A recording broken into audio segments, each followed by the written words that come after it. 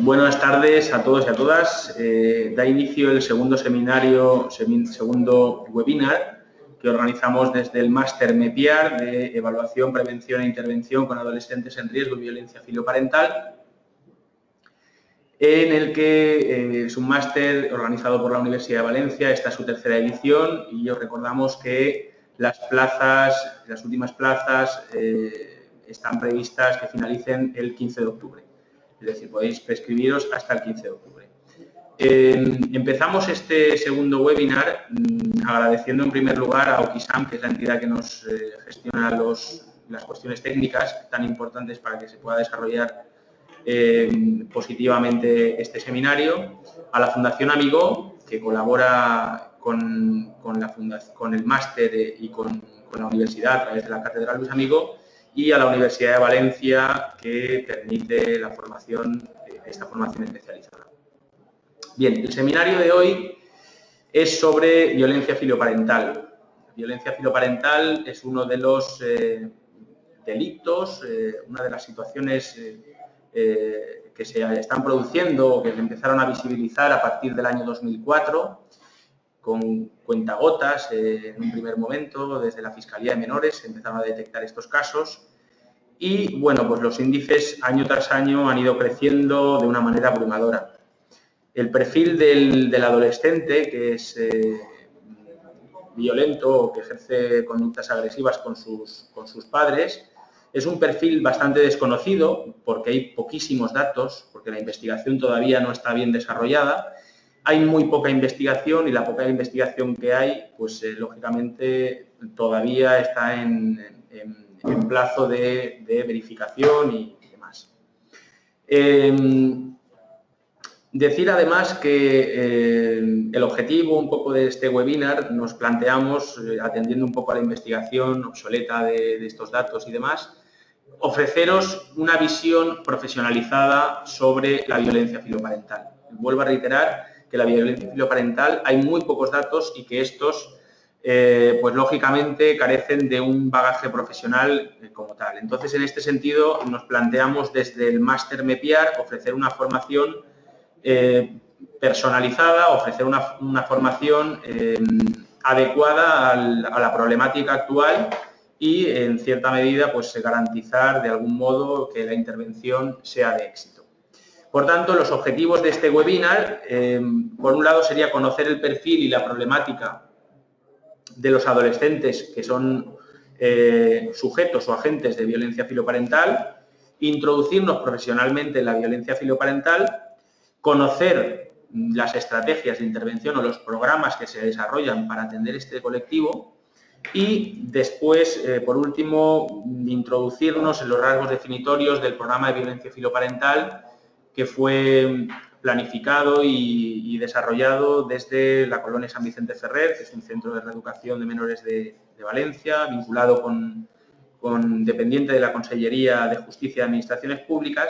Y para eso tenemos hoy a María José Ridaura, que durante muchos años fue psicóloga de la Colonia San Vicente Ferrer y que actualmente es directora del Centro de Menores Cabañal, un centro también vinculado a la Consellería de Bienestar Social y que es una entidad pública y que atiende en su mayoría a adolescentes sometidos a algún tipo de medida relacionada con la violencia filoparental.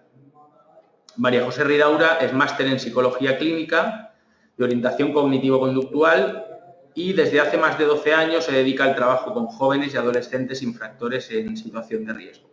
Como he dicho, los primeros años, desde el año 2005, trabajó en la Colonia San Vicente Ferrer y los últimos años ha combinado esta labor con la dirección del Centro de Menores Cabañal. Además, es profesora asociada del Departamento de Psicología, de Evaluación Psicológica de la Universidad de Valencia y actualmente pertenece a través de la Fundación Amigó, ostenta la vicesecretaría de la SEVIFIP, que es la Sociedad Española para el Estudio de la Violencia Filoparental. Perdón. Además, participa en diferentes cursos, en másters, en congresos, en investigaciones, tanto a nivel nacional como internacional, y entre ellos es la directora del diploma de violencia filioparental, que está integrado a su vez dentro del máster de violencia adolescentes en riesgo y violencia filioparental, máster MPA. Es decir, un diploma integrado dentro de la formación que nosotros ofrecemos desde la Universidad de Valencia. Tiene publicados diferentes artículos y capítulos de libros sobre adolescentes en riesgo y violencia filioparental y es coautora de un manual de referencia, que yo calificaría de referencia, un manual que es muy importante y muy descriptivo a efectos de poder intervenir con el colectivo de chavales que mantienen conductas agresivas sobre sus padres y que es un libro editado por Tirán Loblanc en el año 2010 llamado Manual de Intervención para Familias y Menores con Conductas de Maltrato. Un manual que fue publicado por María José Ridaura, por Cristina Arias y por Josefa Sánchez. Todas ellas personal, psicólogas y pedagogas de la colonia San Vicente Ferrer. Bueno, pues sin más dilación, os dejo con el webinar y con María José Ridaura.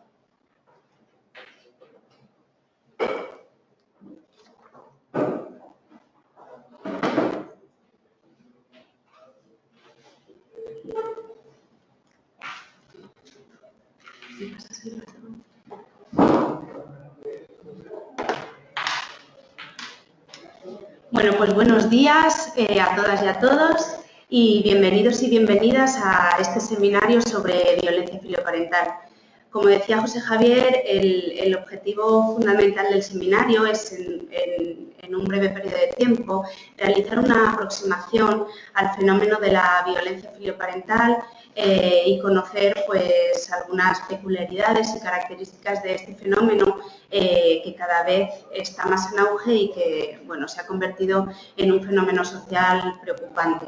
Para ello, en primer lugar, y con el objetivo de contextualizar el seminario, ofreceremos una definición del concepto de violencia filioparental y también ofreceremos datos sobre prevalencia e incidencia en territorio nacional.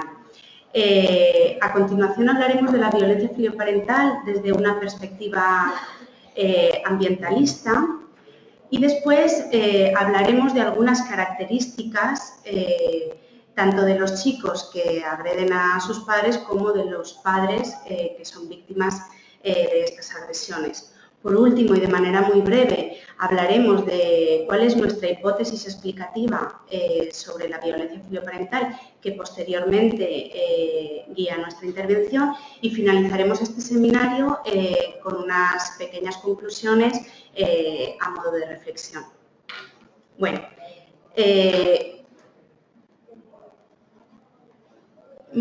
para poner el power completo es aquí. Es que quiero pasarlo de aquí. Perdón.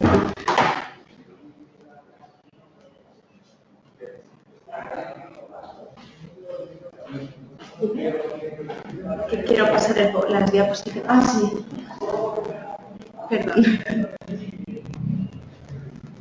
¿Listo?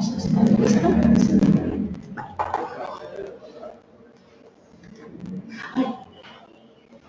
O sea, puedes ir o aquí. ¿Está la pantalla dividida? Sí. Así. Bueno, en primer lugar vamos a hablar del concepto. Para poder contextualizar el tema debemos saber exactamente de qué estamos hablando cuando hablamos de violencia filioparental. Para tener en cuenta la definición tenemos que basarnos en tres variables o en tres criterios muy concretos. Por un lado, que evidentemente consiste en la realización de conductas violentas, que además estas conductas violentas tienen que tener una intencionalidad. Los chicos y las chicas que maltratan a sus padres lo hacen para conseguir determinados objetivos, que sobre esto hablaremos un poquito más adelante. Y además estas conductas violentas dirigidas hacia los padres tienen que ser mantenidas en el tiempo. No bastaría con un solo episodio de conducta violenta, sino que tienen que ser conductas que empiecen, pero que se mantengan a lo largo del tiempo. Obviamente estas conductas violentas, y teniendo en cuenta de que hablamos de un maltrato familiar, un maltrato ascendente, son conductas que van dirigidas hacia los padres u otros miembros de la unidad familiar que generalmente ocupan su lugar o su rol. Y son manifestadas en conductas de violencia física, psicológica, que puede ser verbal o no verbal, verbal como por ejemplo amenazas, insultos, y no verbal sobre todo pues ruptura de objetos, patadas a las puertas, golpes a las ventanas, y también pueden ser conductas de violencia económica. A mí me gustaría en esta definición hablar de la definición que recientemente ha hecho SEVIFIP, que es la Sociedad Española para el Estudio de la Violencia Filoparental, y que fue una definición consensuada por más de 60 profesionales, en la que dicen que dentro de esta definición se tienen que excluir las agresiones puntuales, porque como comentábamos, tienen que ser conductas agresivas reiteradas en el tiempo. También se excluyen aquellas agresiones que se producen en un estado de intoxicación, pues, por ejemplo, por haber consumido sustancias toxicodependientes, también por síndrome de abstinencia o por estados alucinatorios o delirantes. También se incluirían de la definición todos aquellos casos que presentaran una deficiencia mental grave, también autismo y también el parricidio sin historia de agresiones previas. Esta última parte es muy importante porque, sobre todo, en muchas ocasiones los medios de comunicación las pueden confundir. Bueno, para acabar con la definición, a mí sí que me gustaría decir que la violencia filioparental no es un fenómeno que se produce súbitamente, como de repente un problema champiñón que sale de la nada y que aparece en las familias. Es cierto que cuando hablamos con los padres, ellos nos cuentan que es en los últimos meses, en el último año, que su hijo o su hija ha presentado un cambio y ha empezado a comportarse de forma violenta en casa. Sin embargo, cuando hacemos la evaluación de los casos y hablamos tanto con los padres como con los hijos y recogemos información no solo de lo que está pasando, sino de cuál fue el origen del problema y cómo se fueron aprendiendo las conductas, nos damos cuenta que lo que los padres nos relatan es simplemente la punta del iceberg de un problema mucho más profundo y que venía de mucho más atrás. Lo que pasa es que los padres lo cuentan de esta manera, ellos cuentan que ha sido en el último año, en los últimos meses, porque es en este tiempo, en este último tiempo, cuando las conductas de sus hijos y de sus hijas escapan de su control y es cuando comienzan a tener consciencia del problema. Sin embargo, en la evaluación observamos que el problema venía de mucho antes y que ya desde pequeñitos estaban aprendiendo a comportarse de manera inadecuada para conseguir cosas.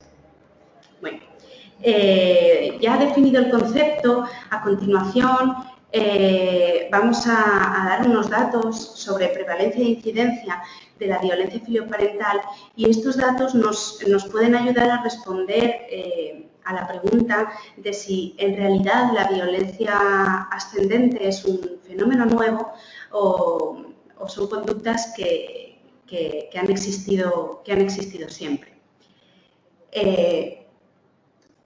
Fijaros que ya, por ejemplo, en el propio refranero español podemos encontrar frases del tipo esa conducta, esa acción es más fea que pegarle a un padre. También Sócrates, antes de Cristo, en el 485, decía los jóvenes de hoy aman el lujo, tienen manías, desprecian la autoridad, responden a sus padres, cruzan las piernas y tiranizan a sus maestros. Ya encontramos las primeras referencias bibliográficas hace 30 años, primeras referencias bibliográficas sobre violencia filioparental en la American Journal of Psychiatry, donde Harbin y Madden hablan del síndrome de los padres golpeados hace ya 30 años. Y bueno, más en concreto, en nuestro país, Javier Urra, que sabéis que trabajó durante muchos años en el equipo técnico de la Fiscalía de Menores de Madrid. En 1994 ya decía, en los últimos años en los juzgados y las fiscalías de menores hemos constatado un preocupante aumento de las denuncias a menores por malos tratos físicos a las figuras parentales. Por tanto, y teniendo en cuenta esto y sin dar todavía datos que los vamos a ver a continuación, Lo que queda claro es que parece que no es un fenómeno nuevo, que este tipo de conductas de los hijos hacia los padres y que se dan en el seno más íntimo, que es en el seno del hogar, probablemente han existido siempre. Lo que sí que ha pasado en los últimos años, sobre todo en la última década, es que, por un lado, es un fenómeno que se ha hecho visible, los padres, las familias han empezado a hablar sobre eso, a denunciarlo, a darle visibilidad. Y por otro lado, sí que es cierto que es muy probable, y muchos autores coinciden en esto, que pese a que haya sido un fenómeno que ha existido siempre, en los últimos años han aumentado el número de casos. No solo el número de denuncias, que por supuesto que sí, y ahora lo veremos, sino también el número de casos. A nivel de datos, bueno, ya empiezan a haber algunos estudios que recogen datos, sin embargo, en territorio nacional la mayoría de datos provienen de las fiscalías de menores, son datos públicos que están contemplados en las memorias generales de la Fiscalía del Estado. En estas memorias se contabilizan el número de expedientes y el número de denuncias impuestas a menores, estas denuncias las imponen sus padres, por delitos de violencia filioparental. Antes de ofrecer los datos, sí que me gustaría decir que estos datos presentan algunos sesgos y me gustaría resaltar dos fundamentales. Por un lado, hay una cifra negra de casos que realmente existen, pero que no se denuncian y, por tanto, no aparecen recogidos en estos datos que yo os voy a ofrecer. Y, por otro lado, problemas con el rango de edad. Sabéis que la edad penal, la 5-2000, la de responsabilidad penal de menores, va de los 14 a los 18 años. Todos aquellos casos que van por el margen inferior de 14 y por el superior a 18 no se pueden contemplar en los datos que yo os voy a mostrar y, por tanto, eso también introduce sesgos. Si os fijáis en la gráfica, yo aquí he puesto datos desde el año 2007 hasta el año 2014, pero sí que me gustaría destacar que es aproximadamente en el año 2001 cuando empiezan a contabilizarse cifras de denuncias de hijos a padres. En el año 2001 empiezan a aparecer las primeras denuncias, casi se multiplican en el año 2002 y desde entonces hasta el año 2007 hubo un crecimiento espectacular, realmente alarmante.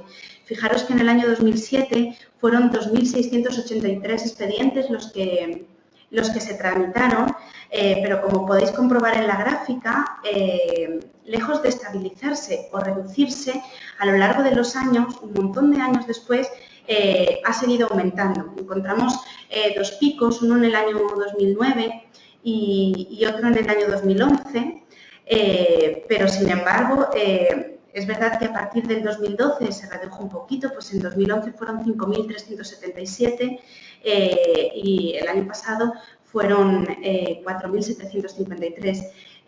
Actualmente es el segundo delito más importante, más frecuente, por el que ingresan chicos y chicas a centros de menores para cumplir una medida judicial. El segundo delito sería el delito de la violencia filioparental.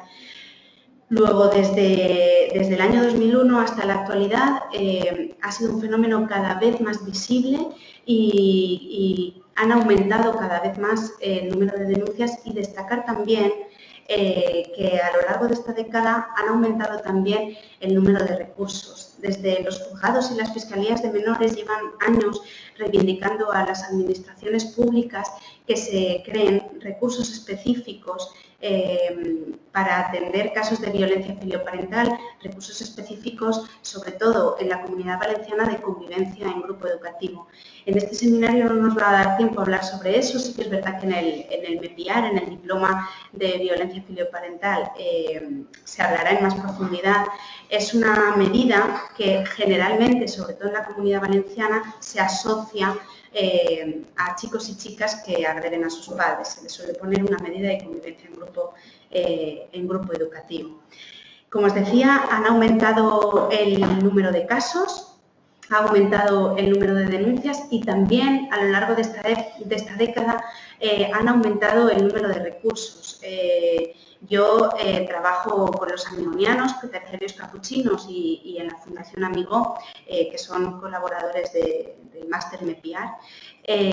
Y por hablaros de nuestro caso, en el territorio nacional, actualmente, siempre en coordinación con las administraciones públicas, los amigonianos gestionamos 6 centros de menores para el cumplimiento de medidas judiciales por delitos de violencia filioparental. Tenemos 3 centros en Valencia, un centro en Alicante, uno en Madrid y otro en Bilbao. Destacar que los amigonianos somos pioneros en el abordaje en el ámbito judicial de la intervención con casos de violencia filioparental. Es en el año 2004 cuando en la colonia San Vicente, un centro de reforma que hay en Valencia, perteneciente a la Consellería de Igualdad y Políticas Inclusivas y gestionado por los amigonianos, empieza a desarrollarse un programa de intervención específico para chicos y familias que están sufriendo problemas de violencia filioparental. Bueno, visto un poco la parte de los datos, ahora sí que me gustaría pasar a hablar de la violencia filioparental desde una perspectiva ambientalista. Cada vez menos, pero es verdad que cuando surgió este fenómeno había mucha controversia entre autores, un poco, bueno, pues por hablar a grosso modo, ¿no? Habían autores con una perspectiva de estos problemas un poco más biologicista, donde centraban el peso de la responsabilidad fundamentalmente en los chicos y las chicas y en sus características de responsabilidad. Hablaban de que eran básicamente chicos y chicas con una personalidad muy dura, que eran muy fríos a nivel emocional y hablaban también de que los casos más extremos podían presentar psicopatía. La otra perspectiva, que es más la nuestra, con la que más nos identificamos y que también se detalla ampliamente en el diploma de violencia filioparental del MEPIAR, es una perspectiva ambientalista. Desde esta perspectiva, desde luego se tienen en cuenta las características de personalidad que tienen los chicos y las chicas, pero se entiende que estas características de personalidad están y deben estar mediatizadas por diferentes agentes socializadores, destacando como el de mayor relevancia la familia. En este sentido, os quiero mostrar un gráfico de un autor, se llama Liken, y a mí me parece que este gráfico es muy acertado para que podáis entender de manera muy breve y gráfica a qué nos referimos con la perspectiva ambientalista, ¿no? Liken habla de que nos encontramos con dos ejes fundamentales en la socialización de las personas. Por un lado, en la parte horizontal, nos encontraríamos con el eje de los hijos, y este eje formaría parte de un continuo de personalidad donde en cada uno de los extremos nos podemos encontrar con chicos y chicas que nacen, y esto sí que es innato, con un temperamento fácil o que nacen con un temperamento difícil. Cuando hablamos de temperamento, hablamos de características de personalidad. Y se ve muy claro que esto es innato, que con esto se nace. Por ejemplo, ¿no? Cuando vamos a visitar a un bebé que acaba de nacer, yo no sé si la primera o la segunda pregunta más típica es preguntarle a los padres ¿y qué tal? ¿Es bueno o es malo? En realidad lo que le estamos preguntando no es tanto si es bueno o malo, sino si es fácil o difícil. ¿Qué sería un bebé fácil? Pues un bebé que no le ha costado mucho engancharse al pecho para amamantarse, que come bien, que duerme bien, que no es muy sensitivo a los cambios. Y en el otro extremo estarían los bebés más difíciles, ¿no? Eso desde que son pequeñines se ven. Obviamente, conforme van creciendo, esta personalidad se va viendo en otro tipo de conductas. Así los podemos encontrar, como digo, con niños y niñas con un temperamento fácil o un temperamento difícil. Pero como nos basamos en una perspectiva ambientalista, no podemos concluir que todos los niños que nacen con un temperamento difícil van a acabar en la adolescencia agrediendo o maltratando a sus padres. Y desde luego que no, porque eso va a depender de cómo se socialicen y cómo esa personalidad va a estar mediatizada por el principal agente socializador, que es la familia. Y en ese sentido, en el eje de la familia, tenemos que hablar con que nos podemos encontrar con padres que han tenido muchas habilidades a la hora de educar, y en el otro extremo del continuo nos podemos encontrar con padres que han tenido muy pocas habilidades a la hora de educar. Pues entendiendo por habilidades conjugar perfectamente el afecto incondicional, la disciplina adecuada y la comunicación adecuada. Tener habilidades a la hora de educar es que los padres sean coherentes y consistentes entre ellos, que haya un uso adecuado y equilibrado del sí y del no, que se sepan poner normas, que se sepa qué se puede exigir y qué solo podemos exigir, que se sepa qué hacer cuando no se cumple una norma, que sepamos felicitar a nuestros hijos, que sepamos valorarlos, decirles lo que hacen bien. En el otro extremo, pues tener pocas habilidades a la hora de educar supondría tener carencias en alguno de estos aspectos. Fijaros, observando la intersección de los dos ejes, podemos definir un poco 4 tipos de socialización que nos van a permitir predecir si en la adolescencia un chico o una chica va a tener problemas y puede llegar a maltratar a sus padres. Si nos encontramos con padres que han tenido muchas habilidades a la hora de educar y también que tuvieron un hijo o una hija con un temperamento muy fácil, evidentemente la socialización de ese niño o esa niña va a ser facilísimo, y llegará a la adolescencia y los padres se encontrarán con los problemas típicos de la adolescencia, pero se sobrepondrán a ellos de manera rápida y sin mucha dificultad.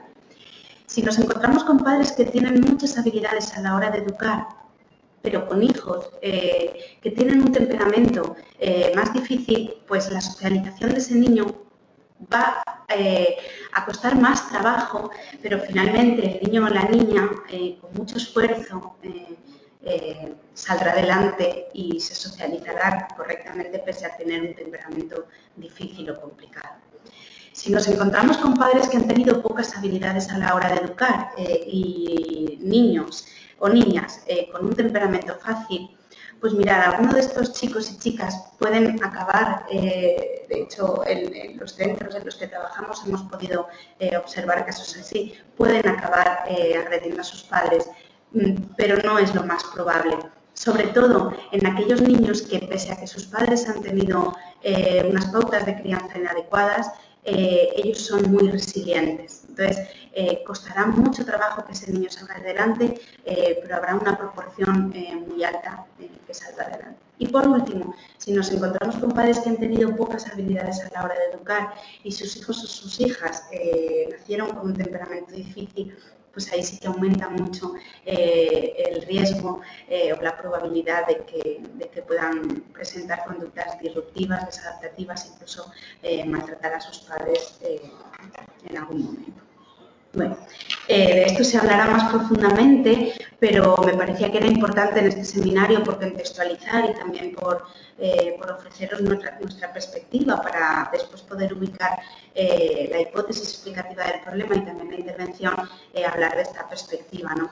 Evidentemente yo no quiero dar una visión reduccionista de esto, y aquí en este eje aparece como principal agente socializador de la familia. Es cierto que después hay otros agentes socializadores que tienen un impacto muy importante en la vida y en el aprendizaje de las personas, que son el grupo de iguales, que son los medios de comunicación, que son personas significativas que pasan a lo largo de su vida, y que evidentemente esto también va a influir en la socialización del niño. Pero quería resaltar como fundamental el papel que tiene la familia.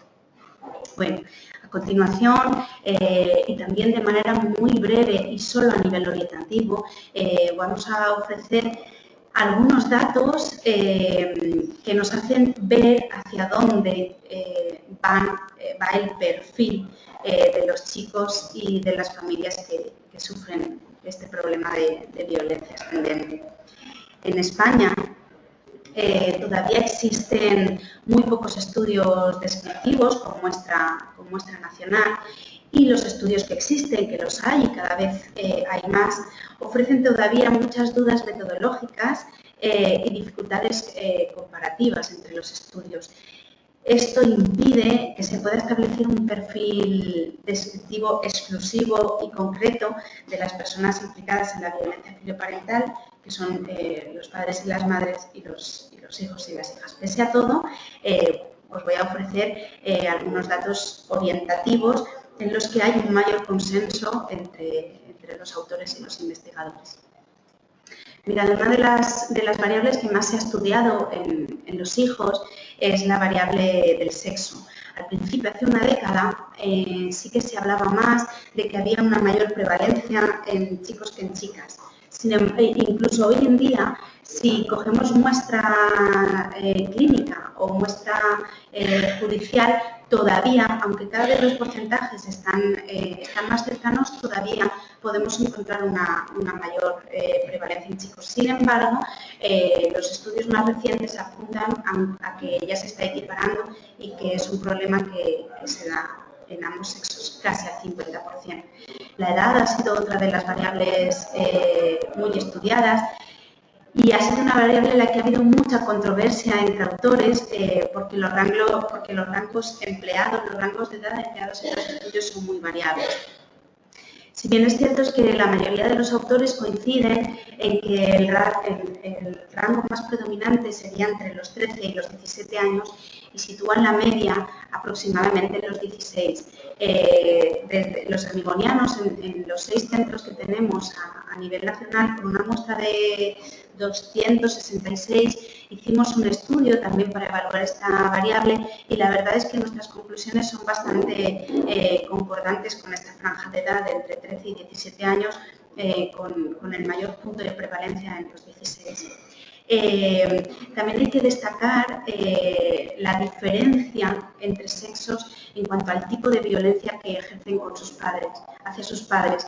Y aquí sí que hay consenso en los autores que vemos que las chicas tienden a una violencia más psicológica y emocional y los chicos tienden a una violencia más física.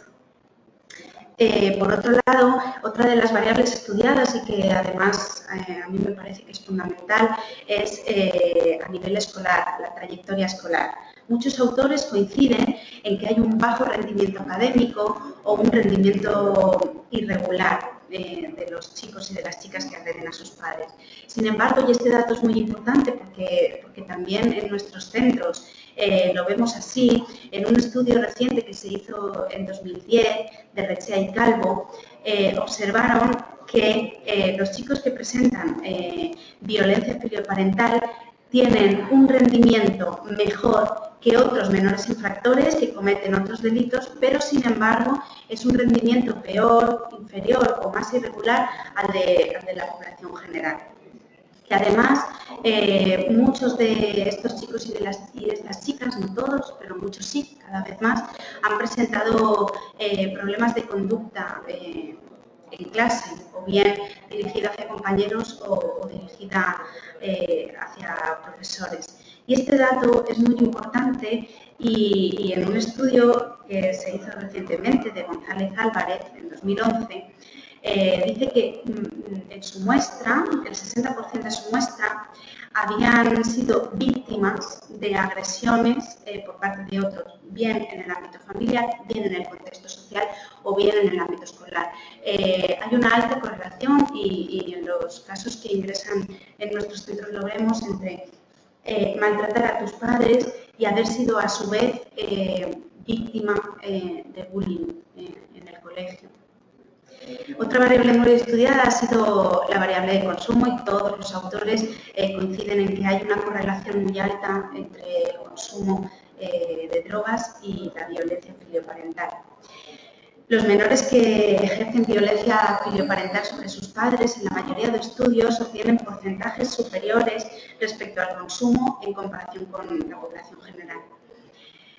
Pero a mí sí que me gustaría aclarar, y además es algo en lo que cada vez hay más consenso entre los profesionales, es que el consumo no es la causa de la violencia filioparental. El consumo es una variable más que influye y que evidentemente hay que trabajarla, pero no es la razón, no es la única razón y desde luego no es la causa fundamental. ¿Por qué influye? Porque el consumo de drogas actúa como desinhibidor emocional y por tanto también conductual, y porque cuando los padres detectan que sus hijos o sus hijas están empezando a consumir fundamentalmente cannabis, pues eso hace aumentar la preocupación de los padres y aumenta los conflictos y las discusiones familiares. También cada vez más se asocia que los chicos y chicas que agreden a sus padres a su vez presentan otro tipo de problemas. Entre los autores los que más destacan son problemas de ansiedad y del estado de ánimo, y en ansiedad fundamentalmente el trastorno obsesivo-compulsivo o rituales. También se asocia al trastorno negativista desafiante y también se asocia la violencia filioparental a problemas de hiperactividad. En mi opinión, a mí me parece, sobre todo por la experiencia de los casos que nos llevan a los centros, llevamos una década trabajando con este tipo de chicos y vemos que el trastorno por hiperactividad está sobrediagnosticado en muchísimos casos. El grupo de iguales es una variable que no se puede desvincular de los chicos y de las chicas, y que cuando hablamos de ellos lo tenemos que tener presente.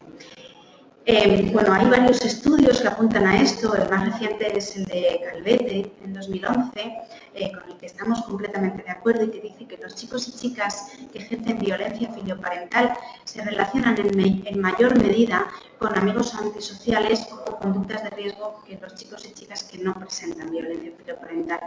Y después, de manera muy rápida, por describir algunas características psicológicas comunes de chicos y chicas que maltratan a los padres, pues también basándonos en estudios recientes, el último, el de Calvete en 2011, también de Martin y Dahlen en 2004, por recoger algunas características comunes, ¿no? Son chicos y chicas que presentan distorsiones cognitivas, por ejemplo, tienden a percibir la realidad de manera absoluta, en términos dicotómicos, de blanco-negro, de todo o nada. Muchos de ellos creen que el mundo es un lugar hostil, utilizan, planifican de manera cognitiva soluciones agresivas a los problemas, piensan que las cosas deben de ser exactamente como ellos desean, evidentemente pensamientos irracionales en torno a la justificación de la violencia, y también muchos de ellos tienen creencias relacionadas con la grandiosidad. Muchos de ellos también son suspicaces, otros tienen necesidad de aprobación, necesidad de control, y muchos de ellos tendencia al perfeccionismo. La mayoría tienen baja tolerancia a la frustración y suelen tener un estilo de respuesta impulsivo. Muchos de ellos también presentan una baja capacidad empática. La mayoría no es porque no tengan esta capacidad adquirida, sino porque en el último tiempo han aprendido a actuar por motivos egoístas, bueno, pues anteponiendo su bienestar propio al de los demás, pero tienen posibilidad de desarrollar esta capacidad. Y luego muchos de ellos han estado expuestos a la violencia. En cuanto a los padres, rápidamente, pues la variable sexo ha sido también muy estudiada, y todos los estudios coinciden en que generalmente la violencia se dirige fundamentalmente a las madres. Evidentemente también hay padres, pero el grosso, la diana, suelen ser las madres. A mí no me gustaría dejar este dato así vacío y ya está, sino que sí que me gustaría decir que habría que analizar exactamente cuál es la razón de que las víctimas fundamentales sean las madres. No sé, se me ocurre que puede haber debajo cuestiones relacionadas con los roles y los estereotipos de género, con el control y la dominación de las mujeres, que bueno, tradicionalmente se ha legitimado y se ha aceptado. También que muchos de los chicos y de las chicas que agreden a sus padres ven a su madre, perciben a su madre como la débil y a su padre como más duro. También que son las madres las que suelen pasar la mayor parte del tiempo con los hijos, con lo cual son las que tienen que abordar la mayoría de conflictos y también las que más ceden. En cuanto a la edad, no suele haber consenso entre los profesionales porque también depende de las muestras que se utilicen para los estudios. Sin embargo, sí que muchos coinciden en que el punto álgido estaría entre los 40 y los 45 años. A nivel de tipo de familia, esto se ha estudiado mucho y además es una variable muy importante que nos puede ayudar después para realizar el tratamiento, es en cuanto al tipo de familia. No hay acuerdo entre autores. Por ejemplo, Ibabe en 2007 describe que las familias más frecuentes de más riesgo son las monoparentales. Sin embargo, Pereira en 2006 habla de que las nucleares. En nuestro estudio sí que es verdad que al principio nos encontramos con más familias nucleares y que en los últimos años han aumentado las familias monoparentales y reconstituidas, sobre todo reconstituidas de madres. Muchos estudios apuntan también en que el ser un hijo único, y ahí pongo pues biológico o adoptado, porque también cada vez están apareciendo más casos de chicos adoptados que agreden a sus padres. Ser hijo único parece que supone un mayor riesgo. En cuanto a las pautas de crianza, en esto sí que hay acuerdo en la mayoría de los estudios. Generalmente, la mayoría de padres utilizan unas pautas de crianza inadecuadas. Son incoherentes, son inconsistentes, hay dificultades o déficits en la comunicación y los principales estilos de riesgo sería el sobreprotector, el autoritario y el negligente ausente. A nivel socioeconómico, pues también hay desacuerdo porque depende nuevamente de la muestra que se escoja, pero en muestras clínicas y judiciales el mayor acuerdo está en que hay una mayor prevalencia en familias de clase media o media alta. Y después también destacar que se han observado cada vez más problemas clínicos, emocionales o psiquiátricos en los padres. Nos podemos encontrar, evidentemente no en todas las familias, pero nos encontramos con padres con conductas antisociales, con padres que abusan de las sustancias toxicodependientes y también con padres que presentan problemas emocionales, sobre todo relacionados con la depresión y la ansiedad. En concreto, en el estudio que se hizo en los centros sanibonianos, el 41% de la muestra presentaban algunos de estos problemas, el 11% abusaban de drogas y más del 30% presentaban problemas de ansiedad o depresión, sobre todo las madres. Bueno, seguimos avanzando y ya vamos a ir acabando. Ahora nos vamos a centrar en, bueno, pues ya conocemos lo que es la violencia filoparental, conocemos algunos datos, conocemos algunas características, pero tendríamos que saber qué pasa, por qué ocurre esto en el seno de las familias, que se supone que tiene que ser el sitio de mayor confort, de mayor seguridad, donde se tienen que desarrollar y establecer las relaciones afectivas y de apego seguro. ¿Por qué empieza un niño o una niña a presentar conductas violentas en casa? Y lo más importante, porque este tipo de conductas se mantiene a lo largo del tiempo.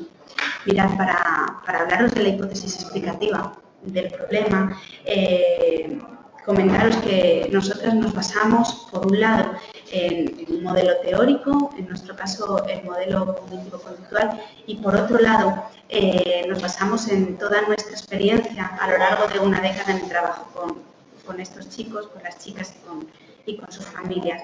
Nuestra experiencia no hace más que reafirmarnos en este modelo cognitivo-conductual. Sabéis que el modelo cognitivo-conductual es el modelo que mejor explica y predice la conducta humana.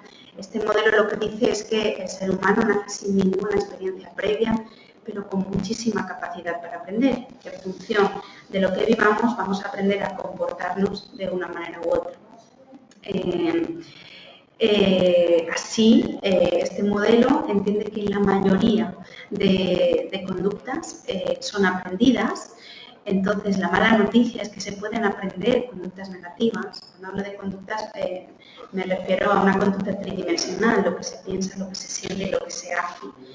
La mayoría de conductas son aprendidas, pero la buena noticia es que por el mismo hecho de ser aprendidas pueden ser modificables y por eso esto bueno, nos da un poco de optimismo a la hora de trabajar con estos chicos, chicas y sus familias, porque en la mayoría de los casos, cuando la evaluación nos demuestra que efectivamente es así, desde luego siempre tiene que haber una evaluación, la mayoría de los casos nos encontramos con que es un problema aprendido y por tanto con mucho trabajo y mucho esfuerzo, tanto por parte de los hijos y de las hijas como de los padres, son problemas que se pueden resolver. La forma en la que se aprenden los comportamientos es diferente a la manera, a la razón por la que se mantienen a lo largo del tiempo. Los comportamientos se aprenden de muchísimas maneras, pero bueno, la forma más genuina de aprender es a partir de modelos, es el modelado. Antes comentábamos que hay datos que apuntan que muchos de los chicos y chicas que agreden a sus padres, evidentemente no todos, han estado expuestos a modelos de conducta agresiva. Eso no significa que los padres y las madres de todas las familias con las que trabajamos han sido modelos de conducta agresiva para sus hijos. Eso no es así y nos consta y tenemos la experiencia de que muchas familias lo han hecho muy bien. Algunas han sido modelos de conducta agresiva y la conducta agresiva se ha modelado a los chicos y a las chicas no solo por parte de la familia, sino, como os decía antes, por otros agentes socializadores. Bueno, hay muchas maneras de aprender, pero esta sería la más genuina. Una vez se aprende una conducta, lo importante y lo que más nos va a ayudar para clarificar la intervención es por qué esa conducta no es una conducta agresiva puntual que podemos hacer todos en un momento determinado de nuestra vida contra los demás, sino por qué los chicos y las chicas comienzan de manera sistemática y continúan haciéndolo y generalmente de manera cada vez más grave agrediendo a sus padres. Bueno, pues según este modelo, las conductas se mantienen a lo largo del tiempo porque tienen premio, porque cuando hacemos una conducta obtenemos beneficios, tenemos consecuencias positivas. Y esto no pasa solo en los chicos que maltratan a sus padres, nos pasa a todas las personas. Si cada uno de nosotros hacemos un poco de análisis y revisamos conductas que hagamos, pueden ser conductas básicas que hagamos y que mantengamos a lo largo del tiempo, cada día o prácticamente todos los días, veremos que hay premios, que hay refuerzos alrededor que nos siguen haciendo mantener esa conducta. Por ejemplo, las mujeres que, bueno, con las amas de casa se ve muy bien, con las mujeres que trabajan fuera, pero que además después tienen que atender a la familia también se ve muy bien. Pero pongamos el ejemplo de una ama de casa. Una ama de casa trabaja 24 horas al día, se levanta en la mañana, tiene que recoger los trastos de todo el mundo, tiene que limpiar, tiene que hacer malabarismos para ir al supermercado y ver cómo organiza las cuestiones económicas familiares, tiene que ser creativa a la hora de cocinar, todo esto lo hace sola, con cierta tensión, con poco tiempo para ella. Llega la hora de comer, empieza a llevar los hijos, las hijas, la pareja a casa. De repente una mochila por aquí, un zapato por aquí, la funda del sofá que se cae, de repente saca la comida, pero no es la comida que los demás esperaban, entonces recibe críticas. Aparentemente parece una conducta con poco refuerzo, ¿no? Es poco gratificante hacer todo esto. Bueno, pues por toda la versión que puede venir después. Sin embargo, esta mujer mañana, pasado, al otro y al otro, seguirá la conducta, seguirá repitiendo la conducta de hacer todo eso. ¿Por qué? Porque hay un premio.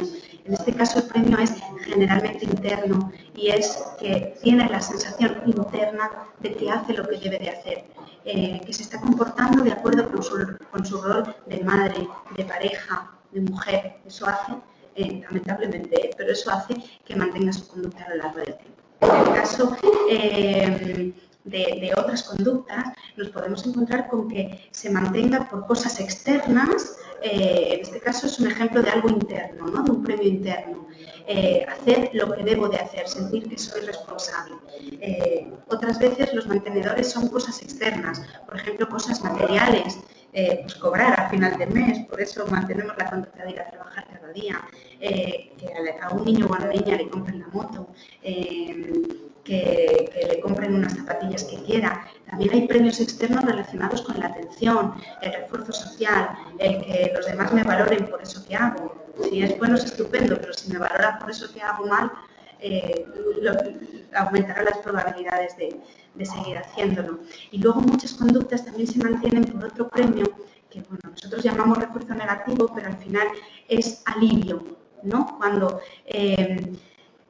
yo hago una conducta que me permite aliviarme de sensaciones desagradables. Por ejemplo, un niño que no le gusta nada el agua, que no quiere ir a la ducha y que antes de la ducha tiene una rabieta espectacular porque no quiere ducharse. Si finalmente el padre o la madre ceden y dicen, bueno, menudo sofoco, por hoy no te vas a duchar, pero mañana toca ducha, esto es un premio para el niño o para la niña porque le alivia de la sensación desagradable de tener que ir a duchar. Y este premio de alivio o de refuerzo negativo va a hacer que la próxima vez que no quiera ir a la ducha mantenga esta conducta de rabietas.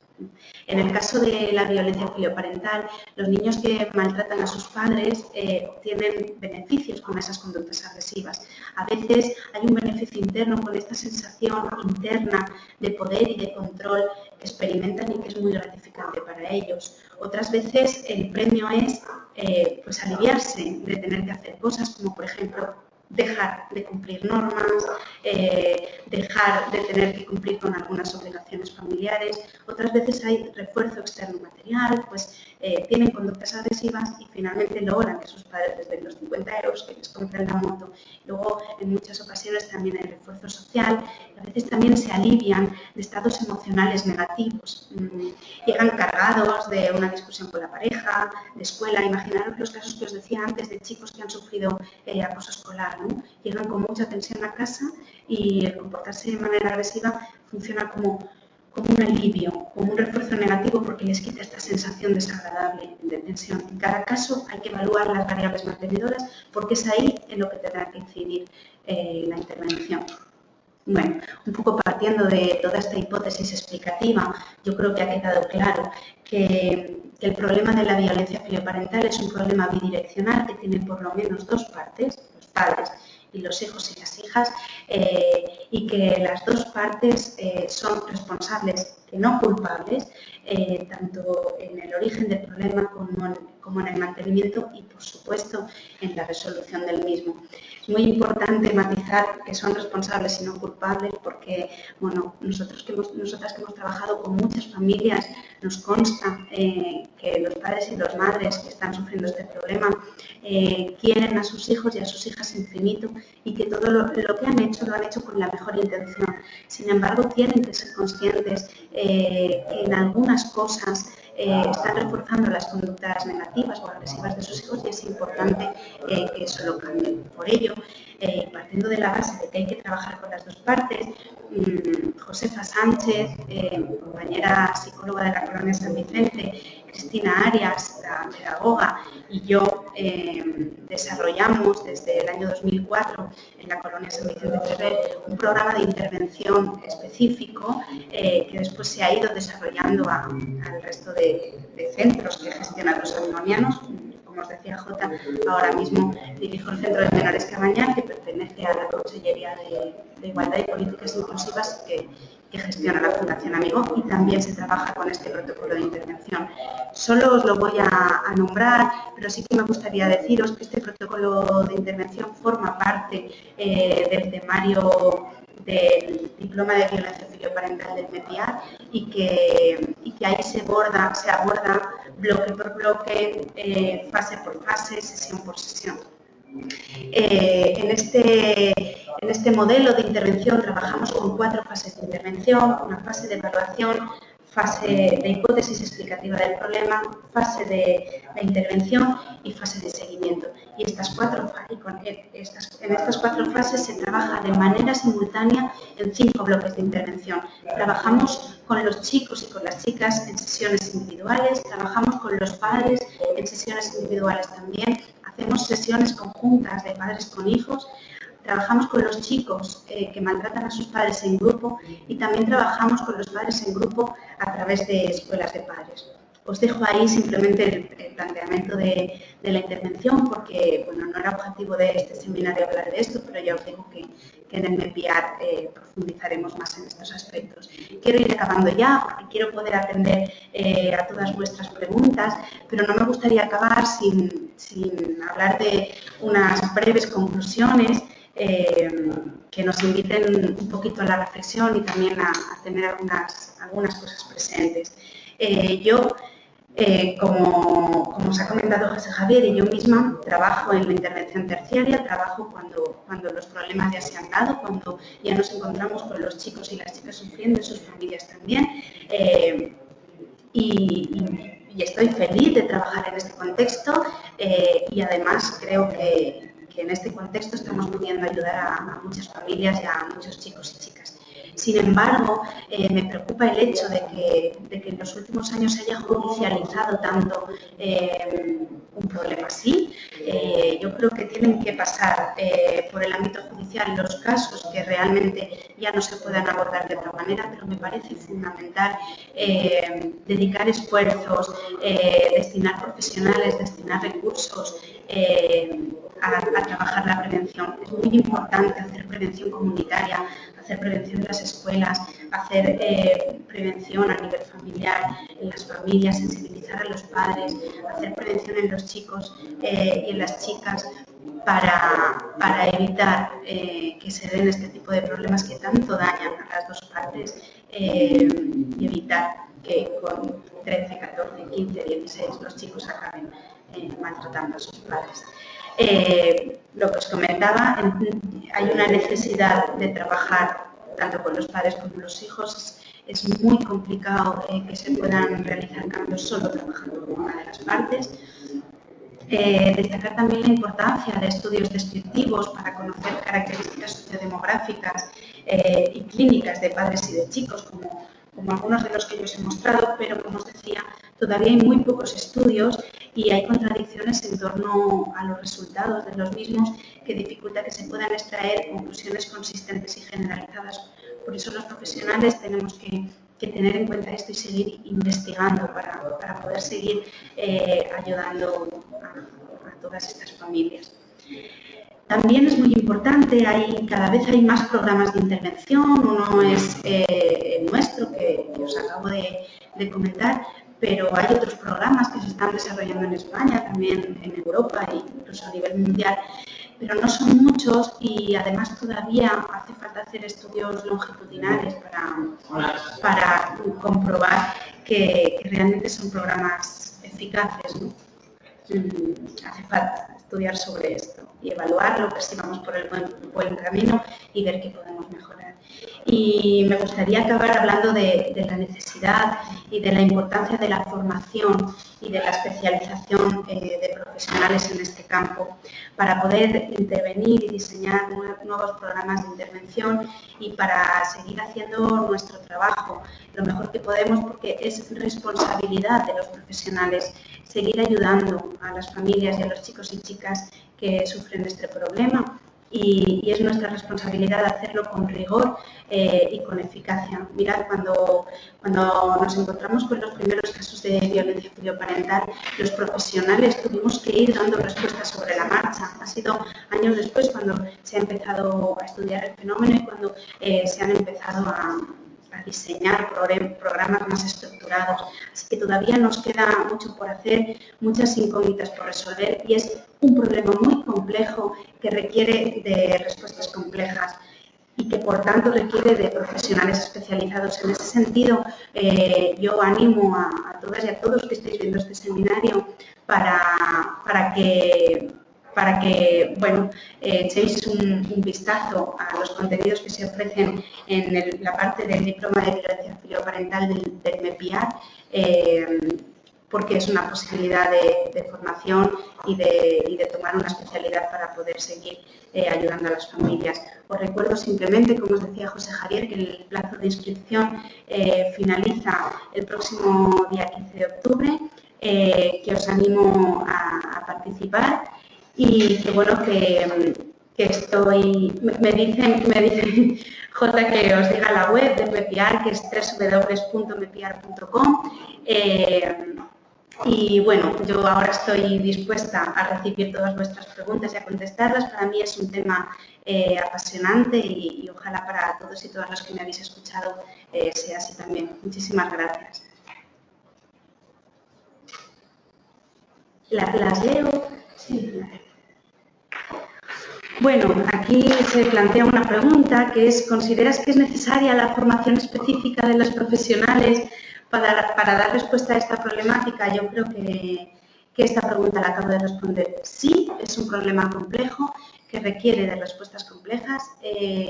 Que la gente que nos dedicamos a esto nos queda mucho por aprender, mucho por investigar y muchos interrogantes todavía para poder seguir ayudando a las familias. Así que sí, por supuesto que sí, es un problema que está a la alza, es un problema social muy alarmante y, como os he dicho antes, las cifras no están descendiendo y sí, se requiere de personal especializado, evidentemente que sí.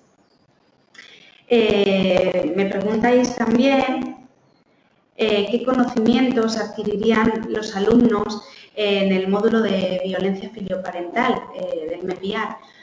Bueno, pues hay una parte más de justificación de la problemática, de introducción de la problemática, donde se habla también del concepto, pero evidentemente de manera mucho más profunda. También se analizan causas sociales, individuales, familiares de la problemática y, sobre todo, nos centramos y se desarrolla sesión a sesión con objetivos para cada sesión, con bibliografía para el profesional, con bibliografía para los padres, con fichas de trabajo. Se desarrollan todas las fases de intervención en los 5 bloques de intervención. Se desarrolla todo el programa, se ponen ejemplos, se ponen vídeos donde podéis ver casos reales de violencia filioparental y donde podéis conseguir herramientas y estrategias pues para poder abordar esta problemática y ayudar a las familias y a los chicos. Y además, en la parte del diploma de violencia filioparental, además de toda la parte del protocolo de intervención, que es el grosso que yo no os he podido explicar aquí, además hay una parte destinada exclusivamente a agresores sexuales, adolescentes, y otra parte destinada a relacionar los problemas de violencia filioparental con los principales trastornos emocionales o psiquiátricos de chicos y chicas en la infancia y en la adolescencia.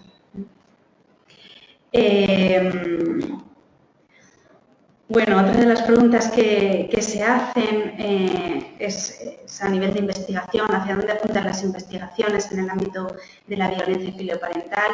¿Podrías aportarnos algún dato?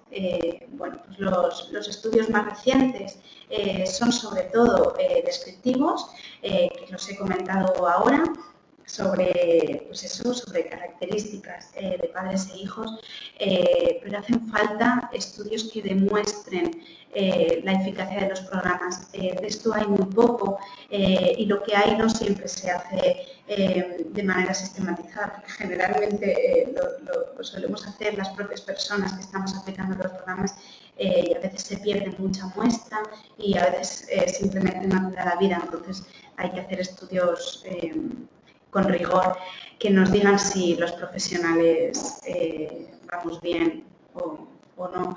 También es importante el encuentro entre profesionales, pues para hablar de las últimas investigaciones, para motivarnos, para resolvernos dudas. Hace poco la SEVIFIP, la Sociedad Española para el Estudio de la Violencia Filioparental, que uno de de los miembros fundadores, es la Fundación Amigo, organizó el primer congreso de violencia filoparental en España, que se realizó en Madrid, y bueno, fue fantástico ver que habían tantos profesionales inquietos por este problema, con tantos deseos de ayudar, de ofrecer sus avances, sus estudios, sus dudas, sus inquietudes, compartirlas con otros profesionales, con otros colegas, y desde luego hubieron conclusiones muy interesantes. Bueno, aquí hay otra pregunta que es, ¿nos contarías algún caso en el que puedas hablar de los resultados después de la intervención? Os podría contar muchísimos, pero a mí me gusta mucho contar uno que además es uno que tengo muy presente, de un chaval que acabó ya hace tiempo, pierdo la noción del tiempo porque son tantos, pero yo diría que hace más de un año, cuando llegó al centro, la relación, especialmente con su madre, estaba tremendamente deteriorada, estaban muy distanciados afectivamente. La madre tenía estrés postraumático, incluso llegaba a verbalizar que sentía mucha respuesta fisiológica de malestar solo con el simple hecho de saber que tenía que venir al centro o que tenía que ver a su hijo. Se sentía muy lejos afectivamente de él y a la vez y paradójicamente tremendamente culpable por sentirse de esta manera. Pese a todo, la madre colaboró en la intervención, hizo un trabajo muy duro a nivel emocional y también a nivel de pautas de crianza. El chico también fue muy paciente, se esforzó mucho, entendió mucho que la madre estuviera en este punto, interiorizó un montón de cosas y como más de un año estuvo en el centro, fueron mejorando de manera significativa, sobre todo en cuanto al vínculo y a la relación, y por supuesto el niño dejó de realizar conductas agresivas o impositivas en casa, y la madre consiguió tener muchísimas más herramientas a la hora de manejar los conflictos con su hijo. Aprendió a valorarlo, aprendió a reforzarlo, que esto era algo que también por su historia personal no había hecho a lo largo de su vida. Y cuando se marcharon del centro, pues trajeron un pastel y todo eso para despedirse de todo el equipo y también despedirse el chico de sus compañeros. Y recuerdo que la madre nos felicitó, nos trajo un regalito, un detallito que había hecho ella a mano para cada uno, y dijo que muchísimas gracias por haberle ayudado a recuperar a su familia, y nos dio las gracias también por haber aprendido a querer a su hijo. Pues yo creo que eso es muy definitorio, ¿no?, de lo que queremos conseguir con estos casos, y también es un ejemplo de que en muchos casos se puede lograr. No sé si hay alguna pregunta más. Pues bueno, lo dejamos aquí. Muchísimas gracias. Sí, y bueno, paso con Jota. Gracias. Bien, finalizamos este segundo webinar. Creo que ha sido muy productivo, creo que ha sido muy interesante. Nos lleva a muchas reflexiones, muchas conclusiones que seguiremos profundizando en el máster MEPIAR. Y bueno, que esperemos que este año vuelva a producirse pues de nuevo un fruto de la conexión entre alumnos y profesionales, pues una formación de calidad, ¿de acuerdo? Recordaos que el 15 de octubre finaliza el plazo de prescripciones. Hemos de ser consecuentes con esta fecha porque el máster dará comienzo a principios del mes de noviembre. Y bueno, pues para explicar un poquito cómo es el funcionamiento del máster, recordad que son 7 módulos, 6 módulos principales de máster, más un módulo adicional que es el contenido por el diploma de violencia filoparental, y que aparte de esos 6 módulos tenemos prácticas de fin de máster, prácticas del máster y el trabajo final de máster. Bueno, sin más, nos despedimos ya de vosotros. Bueno, sí, parece ser que hay una nueva cuestión. Sí.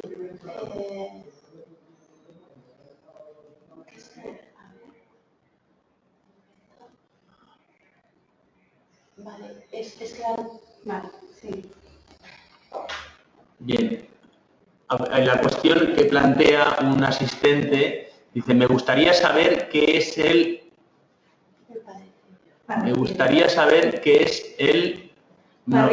parricidio. Es que no lo veo, no sé dónde está. Esto. ¿Qué tipo de intervención? Exactamente. Me gustaría saber qué es el padricidio, aunque puedo imaginar, y que comentes sobre lo que has comentado de los medios de comunicación y tal. Pregunta Fabio Cortés. Sí, el padricidio, pues entiendo que el padricidio, aunque sin ser un experto en la materia, pero bueno, he trabajado bastantes años también con adolescentes, entiendo que el padricidio se refiere a la muerte de un progenitor. Otra cuestión que nos plantean, Mireia Monzó, dice exactamente qué tipo de intervención, qué actividades, talleres se llevan a cabo en vuestros centros. Claro, esto es una cuestión que se ve en el máster. Entonces, es un seminario orientativo. Mireia, es verdad, te animo a que participes en el máster, pero bueno, te doy alguna orientación que es muy difícil contarlo aquí, que además yo creo que te puede ayudar a entender lo que después vamos a trabajar en el máster. Mira, trabajamos objetivos específicos por bloques de intervención. Por ejemplo, en el bloque de adolescentes individual, el primer objetivo que trabajamos con ellos es que asuman la parte de responsabilidad en los problemas familiares. Que asuman que, porque es verdad que los padres se han equivocado en cosas, incluso que a veces vemos conductas negativas de los padres hacia los hijos y los chicos utilizan esto para justificar sus conductas. Lo que nosotros queremos que entiendan es que en algún momento ya hablaremos de sus padres, pero ahora toca hablar de uno. Queremos que llegue a la conclusión de qué cosas ha hecho él o ella que podría haber hecho de otra manera. Él ha agredido a sus padres. Esa conducta, la responsabilidad es de él y no está legitimada por nada. Entonces, en esa situación que le molestó, que le dolió de sus padres, podría haberse comportado de otra manera. Para ello trabajamos la responsabilidad. ¿Cómo? Pues en grupo, a veces lo trabajamos a través de talleres, con fichas y también a nivel individual. Primero lo trabajamos con fichas en tercera persona, con un caso que no tiene nada que ver con el maltrato porque si no los chicos se defienden. Y tratamos de poner una situación social de éxito y una situación social de conflicto, para que vean que en una situación social hay al menos dos partes, no dos protagonistas. Una situación social de éxito, el ejemplo que una de las fichas de trabajo que tenemos es dos compañeras de piso, una le prepara por sorpresa la comida a la otra y bueno, vamos analizando qué cosas positivas ha tenido para una la sorpresa de la otra, qué cosas positivas ha tenido para la propia chica que ha hecho la sorpresa, si ha habido algo negativo, que lo puede haber, porque a lo mejor la sorprendida no lo esperaba, tenía autocompromiso y no sé cuántos, qué cosas negativas ha tenido para la persona que hace la sorpresa, que también puede ser que haya tenido que dedicar tiempo, abandonar otras actividades. Vemos cosas positivas, negativas, si se hubieran comportado de otra manera hubiera habido conflicto o no. Y también cogemos una situación problema. Una de las fichas de trabajo que tenemos es, por ejemplo, chico y chica que se conocen un fin de semana, que tienen relaciones sexuales, que no utilizan preservativo y que unos meses después él se entera que tiene VIH porque se lo ha contagiado la chica. Entonces ahí se analiza qué cosas negativas ha tenido el comportamiento de ella para ella misma y para él. ¿Qué cosas negativas ha tenido el comportamiento de él para él mismo? Y para ella, si ella hubiera hecho o dicho algo diferente, ¿tendrían un problema? Y si él hubiera hecho algo diferente ahora, ¿tendrían un problema? Para que vean que el hecho de que una solución acabe en éxito o en conflicto depende de dos partes. Y después cogemos situaciones concretas de casa y pasamos el mismo filtro de preguntas. Esto se hace de manera individual y también se pueden hacer talleres. Es un ejemplo para que te ubiques, ¿vale? Pero bueno, no lo podemos abordar desde aquí. Bien, hay otra pregunta. José Antonio de la Fuente de la Torre nos dice: hola, dices que está todo demasiado judicializado. ¿No crees que hay una gran laguna en menores de 14 años que realmente no se sabe cómo proceder con ellos? Así es, sí que lo sé. Lo sé y me consta. Y por eso yo hablaba de la importancia de la prevención. Mira, si hablamos de chicos y chicas menores de 14 años, 11, 12, 13, que suponen un problema porque ya están emitiendo este tipo de conductas y el problema es que no se pueden judicializar los casos, realmente hay un problema social porque no se está dando respuesta a estos casos. Entonces, hay que crear recursos para trabajar con los casos incipientes que empiecen a presentar conductas agresivas, pero que todavía se pueda trabajar desde el contexto familiar y no necesariamente desde la imposición de una medida judicial, pero sobre todo, y lo más importante, es hacer un trabajo previo de prevención. Mirad, a veces se ofertan escuelas de padres a las familias de hijos pequeñitos o incluso familias que van a tener un bebé. Como los padres y las madres no tienen conciencia del problema, no acuden a este tipo de escuelas de padres y las que acuden realmente no los tienen. Entonces hay que hacer una sensibilización importante por decirles a los padres, si al final una se informa y va a clases de preparación al parto para que le enseñen a respirar. O nos asesoramos acerca de qué tipo de carro es más confortable y aerodinámico para el niño. ¿Por qué no podemos ir a escuelas de padres simplemente para aprender a educar? Hay que hacer una sensibilización importante en torno a esto. Desde luego dar respuesta a los casos que están por debajo de la edad penal, incluso a los que son de edad penal, siempre que se les pueda atender. Estando todavía en casa, sin que las conductas sean muy lesivas ni para ellos ni para los padres, es lo mejor. Pero desde luego y sobre todo, lo que pasa es que estos son procesos más largos, habría que apostar por la prevención. Una pregunta importante también que nos plantea Mireia Muñoz es si se puede hacer prácticas en el máster.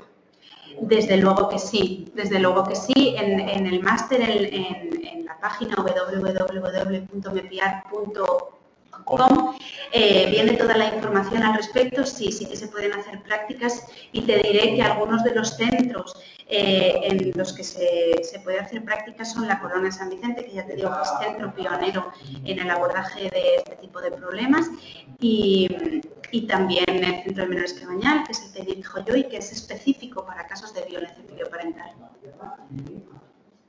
Sí. Otras dos preguntas. Ángela Muñoz nos dice cómo se consigue adherencia de los padres y los hijos al tratamiento. Mira, es una buenísima pregunta y te aseguro que hay profesionales que se encuentran en muchos más apuros que nosotras. Nosotras en eso somos unas privilegiadas porque los chicos y las chicas los tenemos en el centro por una medida judicial. En ese sentido nos resulta mucho más sencillo porque tenemos al niño accesible y además es el juez quien les dice que tienen que estar en el centro y que tienen que participar en la intervención. Me consta que hay compañeros que lo tienen mucho más complicado, pero también me consta que son compañeros que trabajan o en medio abierto o en servicios de atención a la familia y la infancia o en clínicas privadas que tienen que trabajar muchísimo toda la parte de alianza terapéutica, toda la parte de rapport, de empatía para poder mantener a los chicos en terapia. Con respecto a las familias, nosotras a veces tenemos dificultades, pero la mayoría de veces no. Yo quiero decir que en la mayoría de casos las familias son colaboradoras. Es verdad y no tienen obligación de venir porque la medida judicial se pone solo a sus hijos, a sus hijas. Sin embargo, hay algunos padres más resistentes a la intervención, pues un poco porque se desahogan, ¿no? De repente, tanto tiempo sufriendo, ven que su hijo o su hija ya está en el centro y que de repente pues es un refuerzo negativo, ya no tengo el problema, por lo menos en casa. Y luego también porque les cuesta asumir su parte de responsabilidad y piensan que hagan lo que hagan su hijo. Su hijo es así porque nace así. Necesitamos poderlos recibir al menos una vez pues también para poder empatizar con ellos y establecer el rapport y para explicarles la hipótesis del problema sin que se sientan juzgados y eso aumenta las probabilidades de la adhesión al tratamiento por parte de los padres, aunque en algunos ya te digo. Otra cuestión, Estefanía Lema dice, ¿consideráis que pueden existir momentos claves o trayectorias vitales que puedan promover o favorecer la aparición de violencia filioparental? Sin duda, desde luego que sí. Pues algo he hablado yo, ¿no? A lo largo, en el seminario. Por ejemplo, dentro de la historia personal de niños que han visto violencia de su padre hacia su madre, violencia física, violencia emocional que la han sufrido, incluso propia violencia que hayan sufrido ellos mismos. Desde luego esto es un factor de riesgo importantísimo para después poder ejercer violencia sobre la madre o sobre el padre, generalmente sobre la madre. Otro acontecimiento importante podría ser, como os he comentado también, el hecho de haber sido maltratado, haber sufrido bullying por parte de compañeros del cole. Después también nos hemos encontrado con casos de chicos y chicas adoptados, generalmente que han sido adoptados con más de 7 años, especialmente de los países del este, donde han sufrido, han estado en orfanatos, sufriendo también mucho maltrato y situaciones muy traumáticas, y eso a veces puede ser uno de los estímulos disparadores. Pues, por ejemplo, recuerdo un caso que tenía flashbacks, ¿no?, de lo vivido allí, y utilizaba la agresividad en casa para aliviarse de esas emociones negativas provocadas por todos aquellos recuerdos, por el flashback. Cada caso es un mundo y desde luego hay que hacer una buena evaluación, porque desde luego pueden haber incidentes críticos fundamentales en la vida de las personas que pueden favorecer o facilitar que se den problemas de violencia filioparental, aunque ya os digo que es un problema muy complejo y multicausal y no solo se puede atribuir a una sola razón, ni siquiera a un acontecimiento traumático. ¿Listo? Bueno, gracias a todos, nos tenemos que ir. Ya. Nada, pues muchas gracias por todas las preguntas, por participar, y los esperamos en Mepiar.